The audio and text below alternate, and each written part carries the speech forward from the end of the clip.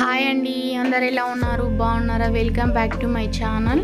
ఈరోజు వచ్చేసి మనము గోధుమ పిండితో లడ్డూలు అయితే తయారు చేసుకుందాం. చాలా హెల్తీగా అనమాట. నేనైతే ఈ గోధుమ పిండి అయితే తీసుకున్నాను. మీ ఏది ఉంటే అది తీసుకోండి. మీ ఇంట్లో ఏ గోధుమ పిండి ఉంటే అది చేసుకోండి. నేనైతే 2 కప్పుల గోధుమ పిండి అయితే తీసుకున్నాను అనమాట. ఇక్కడైతే 1 కప్పు అంతా నెయ్యి తీసుకున్నాను. ఎందుకంటే మనం సున్నుండలు ఎలా తయారు చేస్తామో సేమ్ అదే ప్రాసెస్ అనమాట. ఇది మాత్రం చాలా సిమ్లోనే చేసుకోవాలండి. మనం గోధుమ పిండి వచ్చేసి హై ఫ్లేమ్లో అయితే చేయకూడదు. ఇంకా సిమ్లో పెట్టుకొని మనం నెయ్యి వేసేసుకొని మనమైతే పిండిని అయితే మంచిగా ఫ్రై చేసుకోవాలి. మనం దగ్గర వచ్చేయాలన్నమాట. ఇంకా యాలకుల పౌడర్ అనమాట. యాలకులు కూడా కొద్దిగా దంచేసి కొద్దిగా వేసుకోవాలి.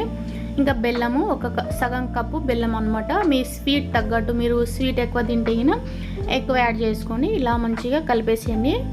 కలిపేసినాక మంచిగా దగ్గర వచ్చేస్తుంది. మనకి ఉండలు చుట్టడానికి చాలా ఈజీగా అయితే మీరు బర్ఫీలాగా కూడా చేసుకోవచ్చు, మీరు చిక్కీలాగా కూడా చేసుకోవచ్చు, ఇలా లడ్డూలు కూడా చేసుకోవచ్చు.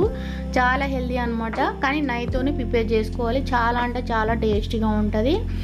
కంపల్సరీ ట్రై చేయండి, చాలా బాగుంటుంది. ఇంకా పిల్లల కోసం అయితే నేను ఇలా రెడీ చేస్తున్నాను అనమాట. కంపల్సరీ చూడండి. ఇంకా కొత్త కొత్త రెసిపీస్ అయితే నేను పోస్ట్ చేస్తూ ఉంటాను అనమాట.